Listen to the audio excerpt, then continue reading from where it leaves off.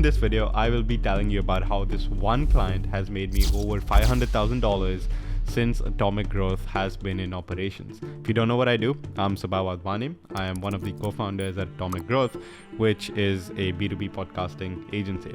But before I dive into how you can use this video as information for you to also maximize value from clients, gain referrals, ensure that your client satisfaction levels are really high, so that you can also charge them more, I want to give one quick disclaimer. This video goes super deep and a little bit technical into service delivery, so it might not be super relevant to those who are starting off at zero and don't have any clients.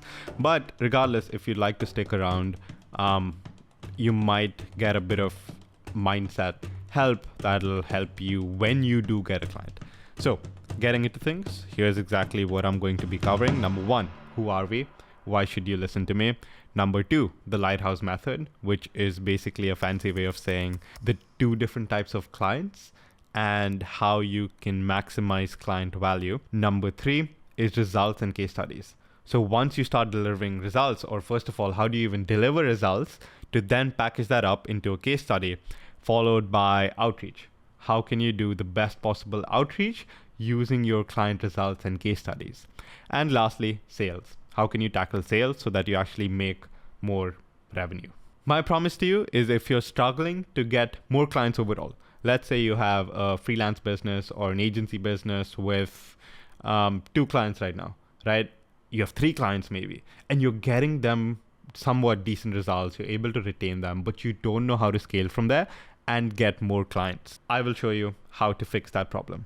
Number 2, losing clients due to poor results. If you are constantly stuck in that cycle where, you think agency businesses or freelance models just don't work because you gain a client and at the same time you lose an older client because you're unable to deliver results from them, I'll tell you how to think about structuring your team in such a way where every team member is incentivized and motivated to align on the one thing that actually matters, which is delivering results to your clients.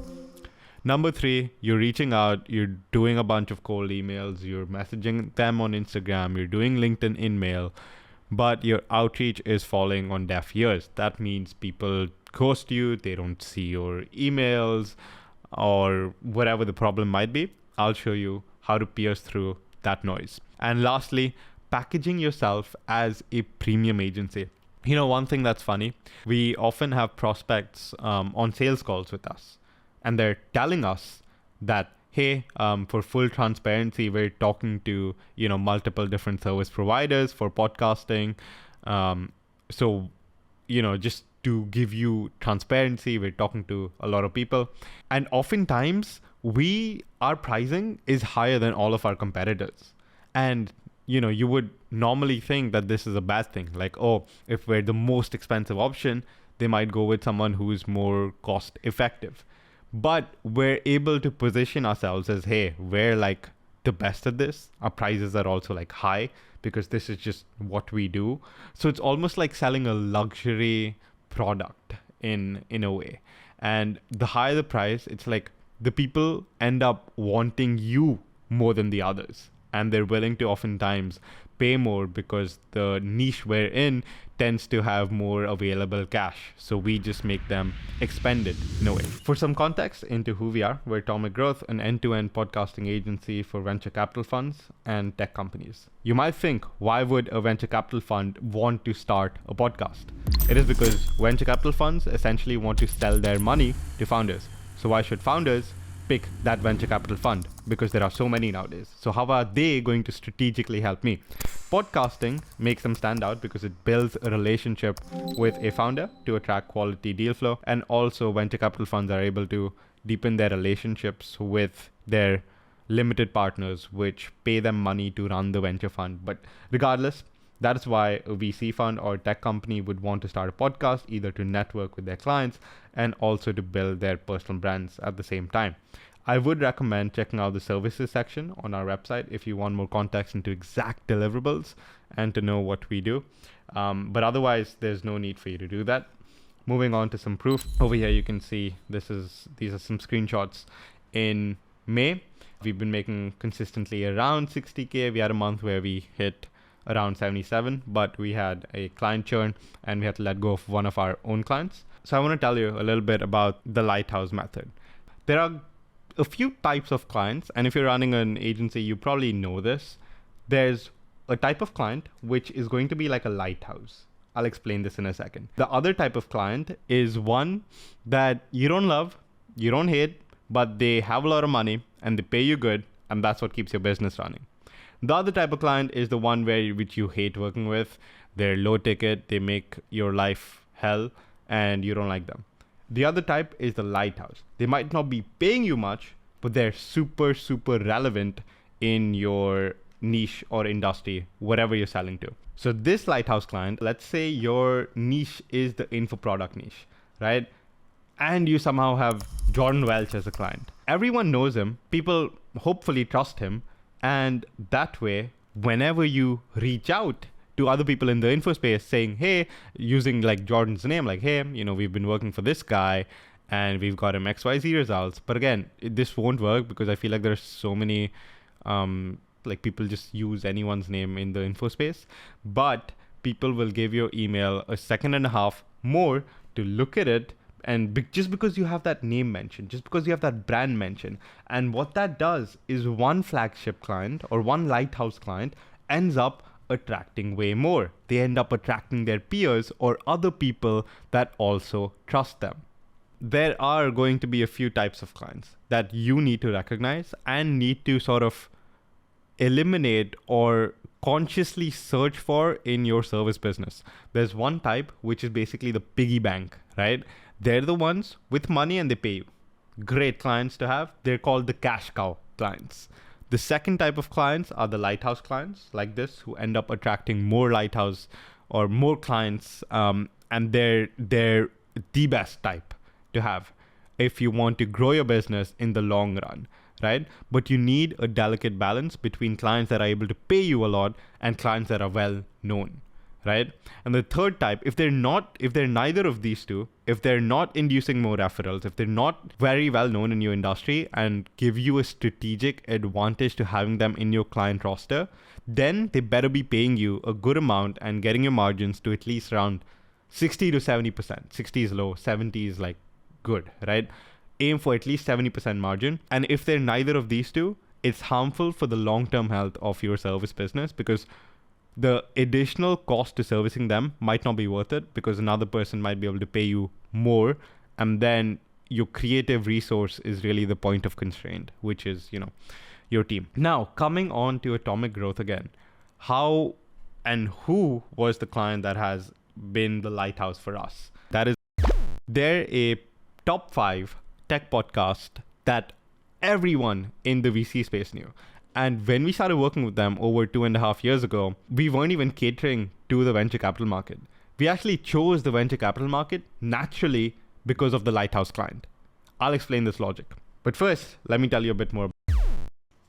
They've had some of the greatest episodes. Okay, look at this. They've done one with Howard Marks and Andrew Marks. They've done episodes on Amazon. They've done an episode on Amazon Web Services. And recently they've been going on a spree. They've had episodes with Howard Schultz, who is the founder of Starbucks. They've had episodes with Jensen Huang, Mark Zuckerberg.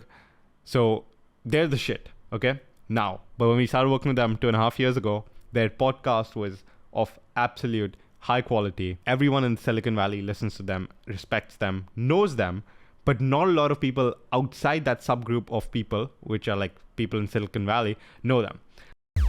Simply a podcast. They go for like 3 to 4 hour long conversations about the story of companies. I highly recommend you to listen to the podcast as an end consumer, especially if you're an aspiring founder or entrepreneur. It's basically I saw some posts about them. It's like founder porn, right? It's good. You get into it and you might not be able to stop. But 2.5 years ago, they had no social media whatsoever, right? And we at Atomik, we started off as a short form content agency. So today, they didn't even have a YouTube channel. They didn't have Instagram. TikTok was at like barely any followers, right?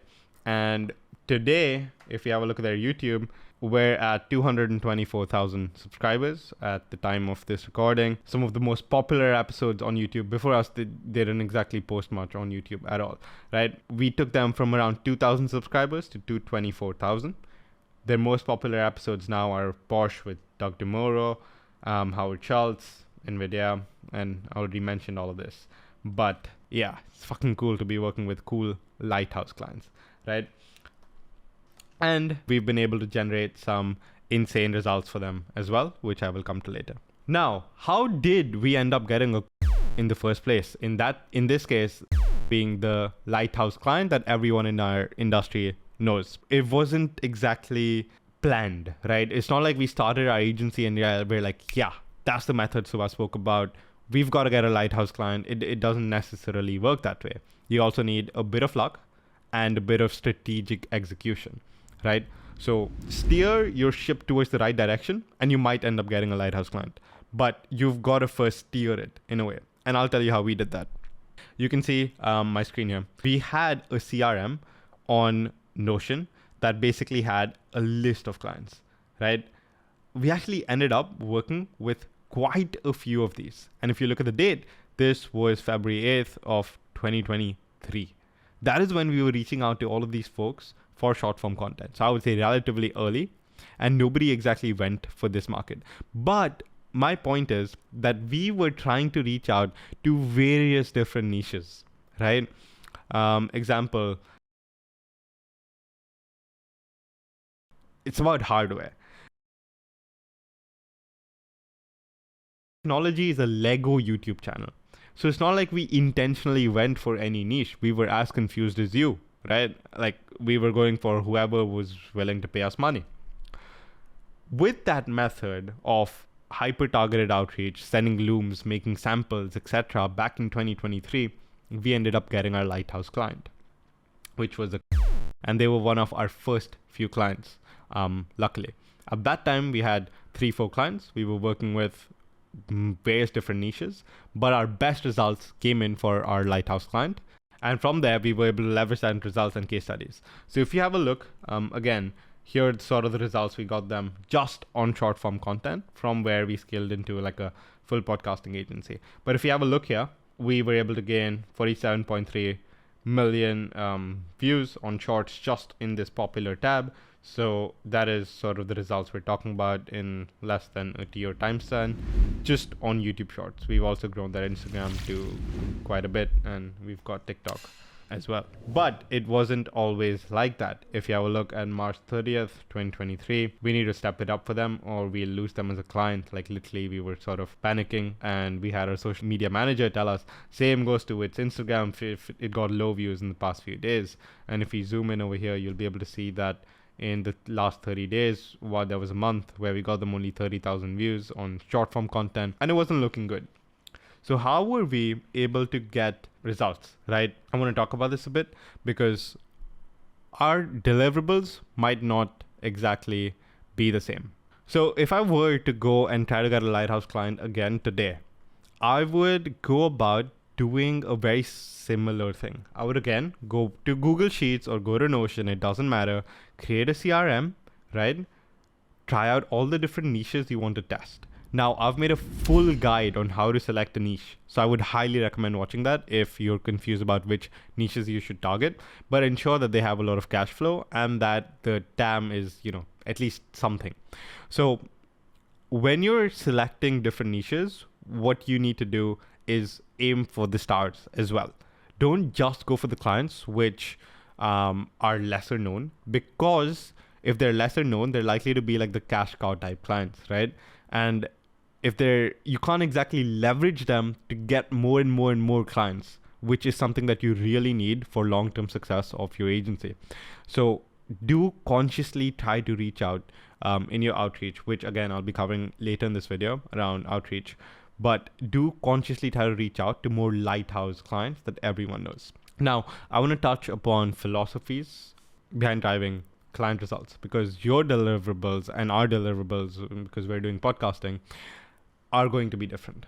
chances are.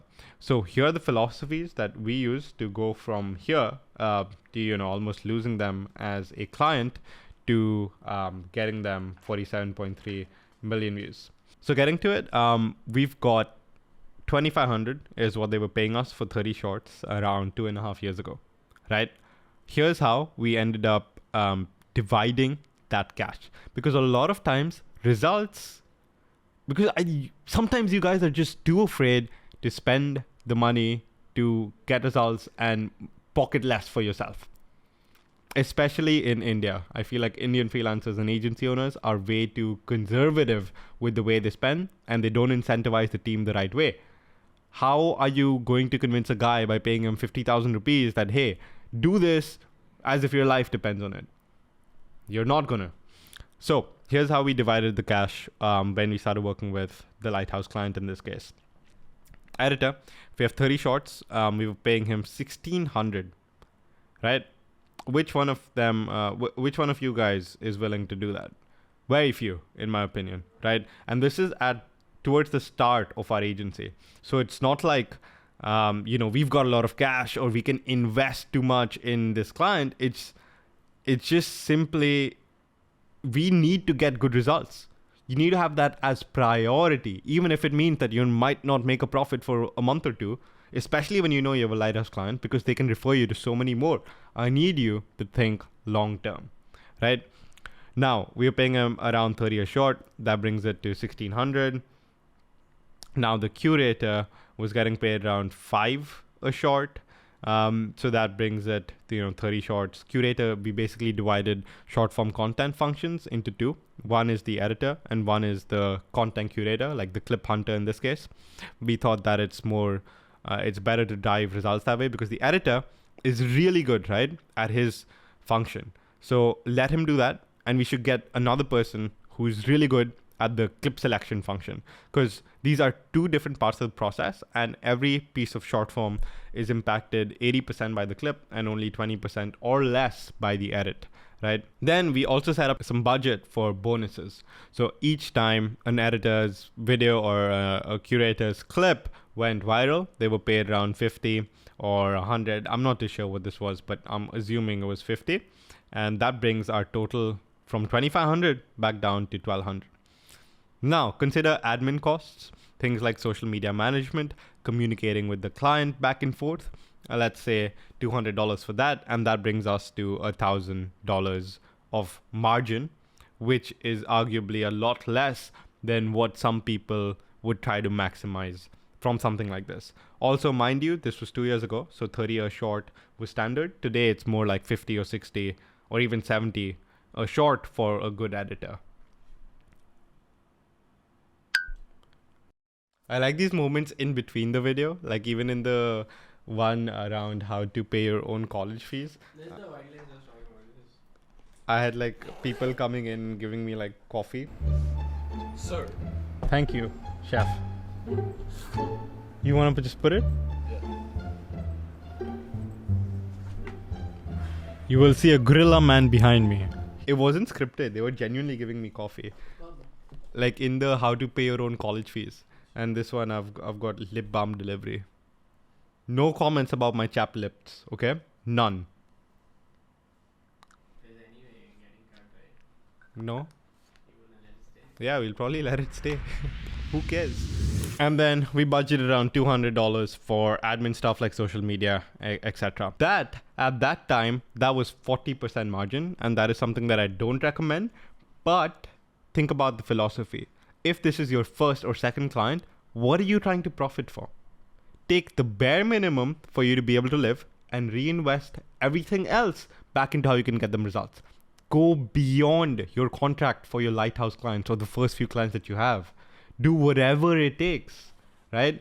You're a founder. You need to be able to hit end outcomes by hook or crook, okay? Do it no matter what. Sacrifice literally all the margin you possibly have. Now, you can also pay with your time though. You don't necessarily have to hire someone for whatever service you're providing as an agency, right? Now, why I would recommend this is so that you sharpen your teeth in whatever your service is, whether it's AI automation. Some people will think to go on Upwork or in one of those dev forums and try to hire someone technical to handle the fulfillment for them.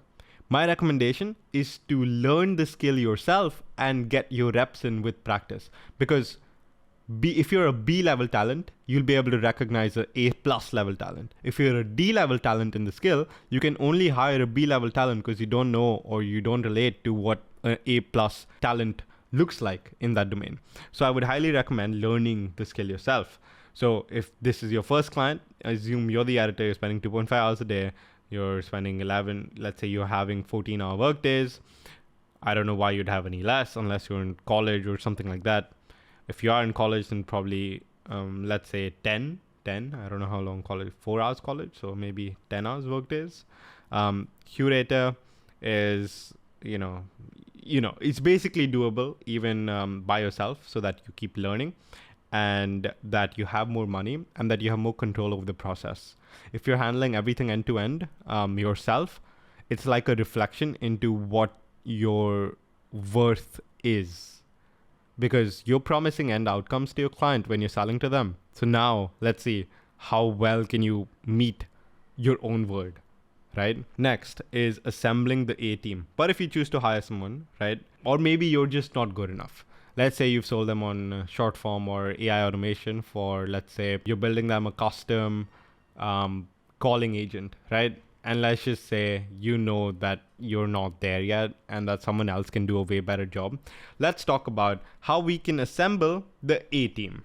So over here you can see Clip Hunter. This is what we did. We went to Upwork, and in your job posts, I would highly, highly recommend you to talk about or structure your job post in such a way where you have summary, and you use these emojis for platforms like Upwork because there are so many job posts. How on earth do you stand out?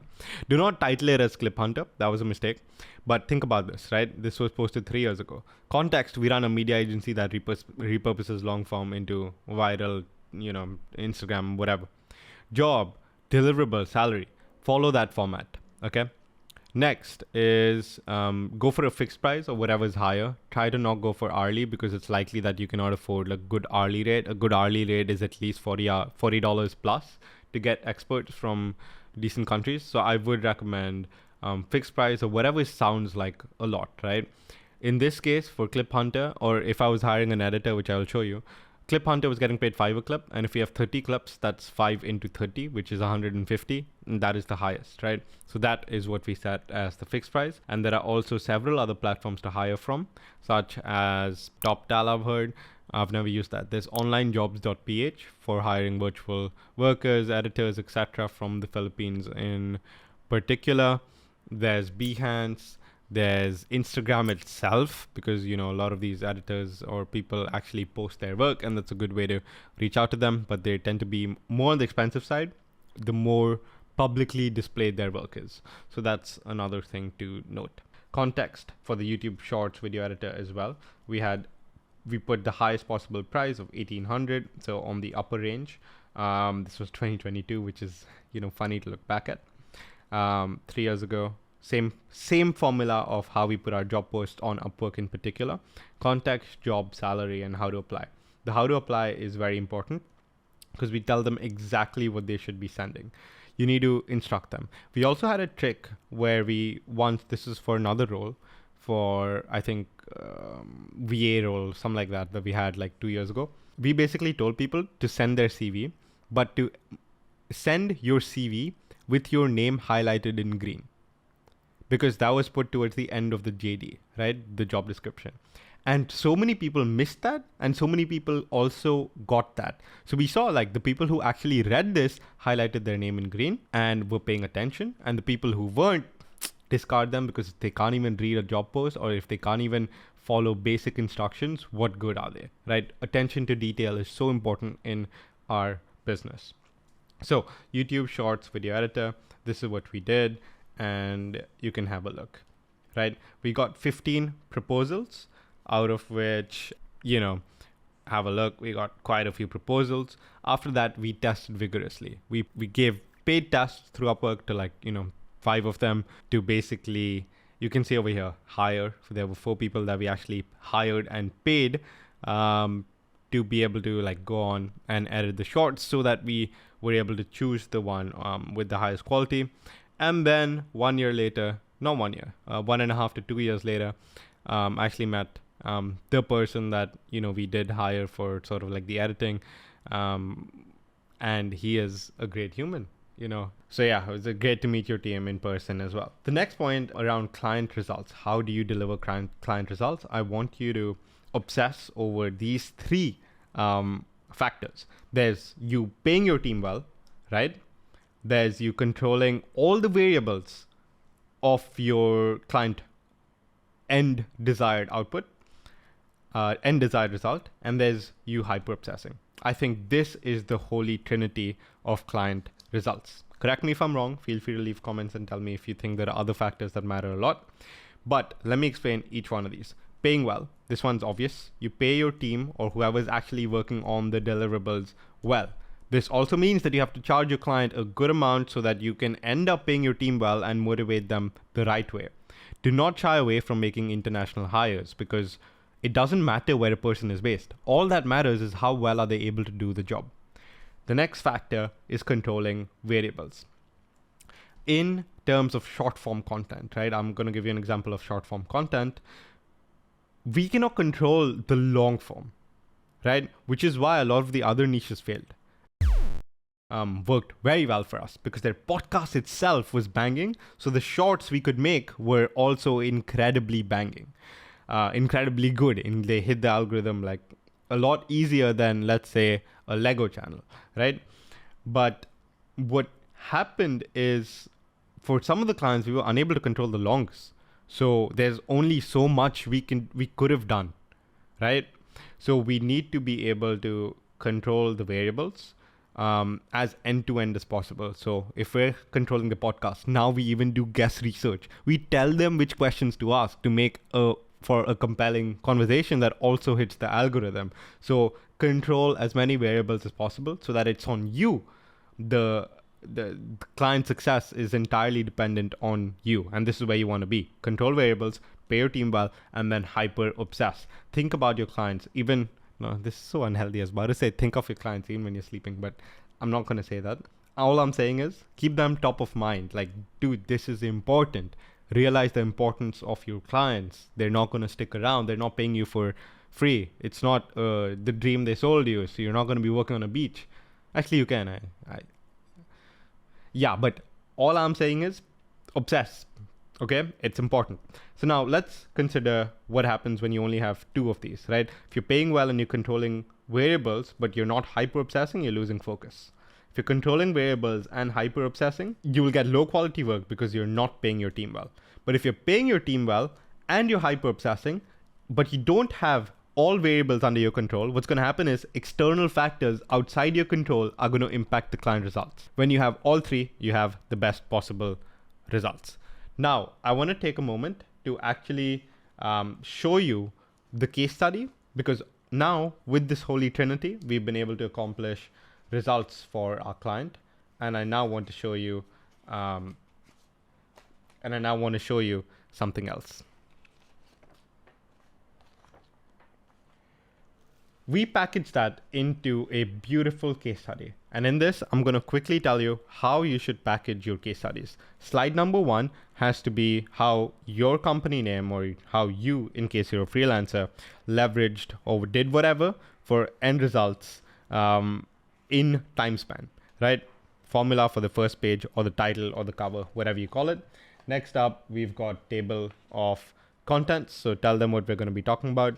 I would recommend before the about us. In this case, this was our first ever case study built. So you should have a problems section, right? Where you talk about problem instead of about us. Nobody cares who we are, to be honest. So your slide before this should be problems. What were the 3 main problems that were faced before you? Then cover maybe a bit of an about us or an executive summary followed by objective. What are the 4 objectives? And make sure all your case studies pass the glimpse test. Like in a glimpse, you should be able to see the page because nobody actually reads. Very little text and more images and more headlines, more design, explanation, info via design, not text. YouTube stats. Some of these stats I've changed up for some confidentiality. But I think YouTube stats are true. TikTok stats are indeed true. So now we go to results after telling them our objectives. Instagram stats are not true. Do not look at this. This is currently inaccurate. Then we also have top performers, right? You saw this earlier, but we're linking the top performers in case people want to check them out in the case studies. We've also got quality progression. And this is where you start iterating on your case studies, because you're going to have things that are different, right? For each case study, don't follow an exact template. I can tell you it should be problem statement, objectives, executive summary before that, table of contents, and then, results as well. So the results for us were basically, the different social pages. Quality progression is, a thing that is custom, because when we started with them on the first ever video, it was horrible.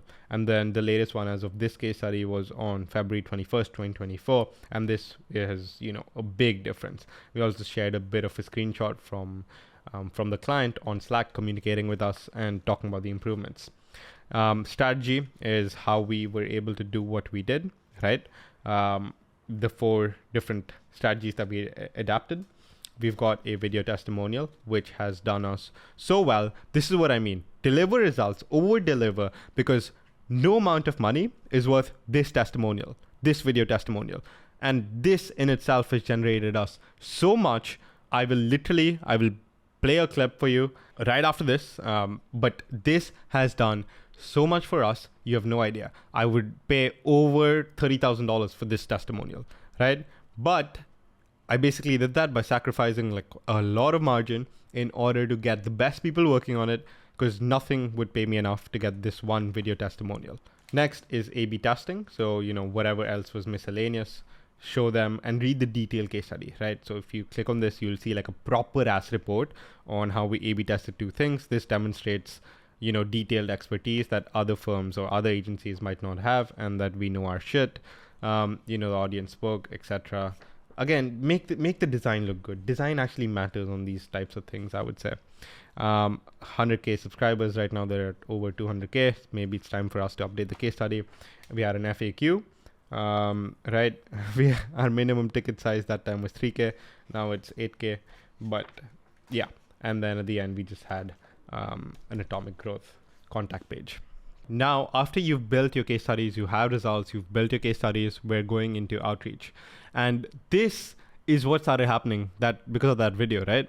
This is what started happening on 70% of our sales calls. Play the clip. The thing that intrigued me about you guys is probably that you'd worked with the guys who I know well. Because you guys are producing some cool shows, right? You do stuff. That's why I came to you, because we, take their word as gold. Like if they said that you did good work for them, that means y'all are very high quality people. When we heard already use you and they were very happy with what you're doing, it made a lot of sense for us to have the chat. Now, I want to tell you that there are 2 types of outreach. One is mass, cold. This is where you launch automated campaigns to reach like a big list of people in a spreadsheet. You reach out to everyone, and it's a type of cold outreach, right? Nobody knows you. Like it's not too personalized. And the other type of outreach is hyper targeted and warm, where it's super personalized. It's like a sniper. You're looking at someone from afar, just waiting, and then boom, you shoot the right email, hits them, and it's a lot more personalized. But the volume decreases by a lot when it's hyper targeted, because you simply cannot think of mass cold as a machine gun. You just but the accuracy is less, and a sniper is like, and then there's like a 10-second reload time before the next thingy, and then you again, right? So that's sort of the analogy I can use. Now, there are 2 types of thingy, and we chose the hyper targeted warm because that just tended to work better for us. Or maybe we just never ended up cracking mass cold. We are trying again though, so I will let you know, but we chose hyper targeted warm because it worked for us. Now, I want to break down our email structure using the results for our clients, on how we were able to get so many more clients that we've had way over $500K of revenue in our operating business in less than 2 years, I would say. So we've had me sending it to, the client in this case. Our subject is episodes deserves more than 1.8k views, if you have a look. And that basically tells them like, hey, look, you are doing such good work.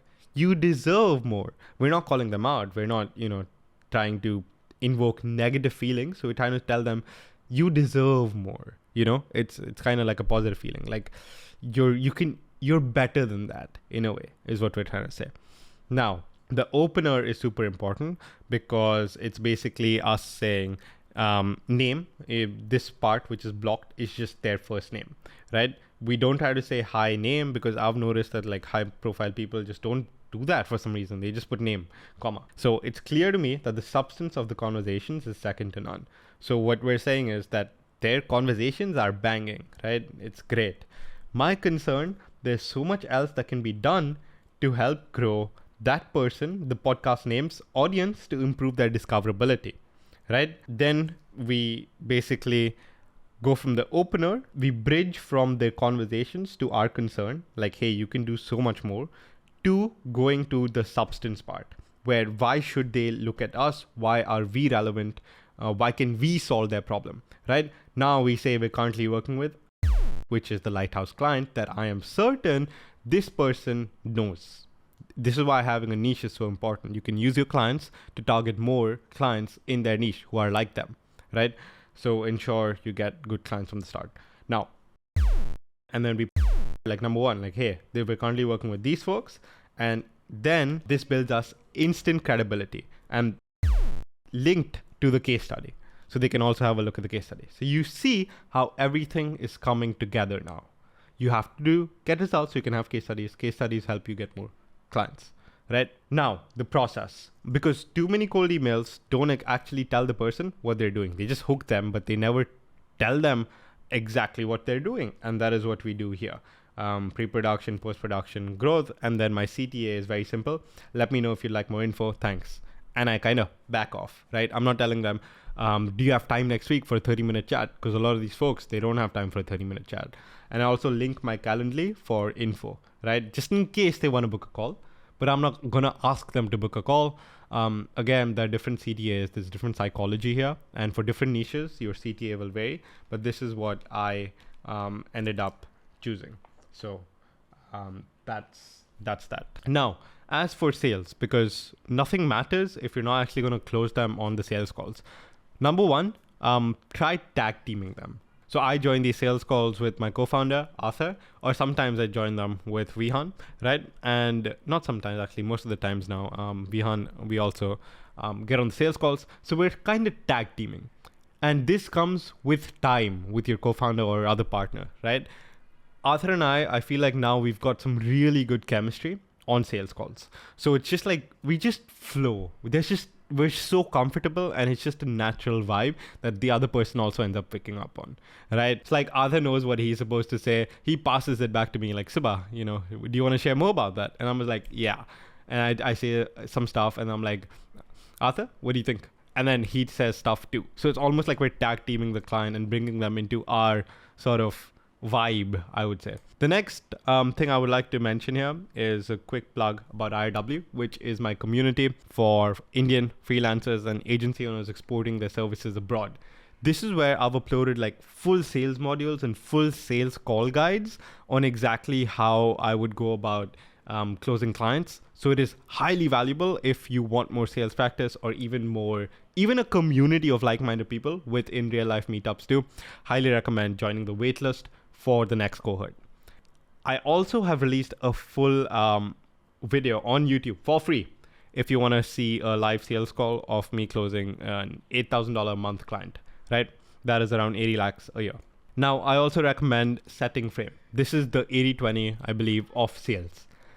You have to set frame. So when someone joins a call, you tell them, hey, really nice to meet you, make small talk. Make small talk, don't be a robot. Then after that, what you got to do is set frame, which basically means, hey, so awesome, great to meet you, In this one, I wanna, we normally run it this way. First, I'd like you to, quickly give me an intro. Tell me about why you want to start a podcast in the first place, or what the current problems are. Don't say current problems. You have to frame it according to your service. Second, I'll intro you to me. I'll give you a bit of a background into me and my co-founders, why we started this company. And third, we'll see if there's any synergy for us to work together. And maintain the call within that frame. Don't try to go outside that call. Set expectations, set an agenda, and don't use any presentations or anything like that. Because sales calls are all about making a human connection with the other person and convincing them that you're trustable. Your proof of work has already gotten them that to the call, right? So they're convinced of your work. Now you need to convince them that you're a trustable human in a way. So that's pretty much it. Hope you guys are able to close some clients, and if you do let me know inside of IRW, or maybe text me somehow and maybe I'll see it. Peace.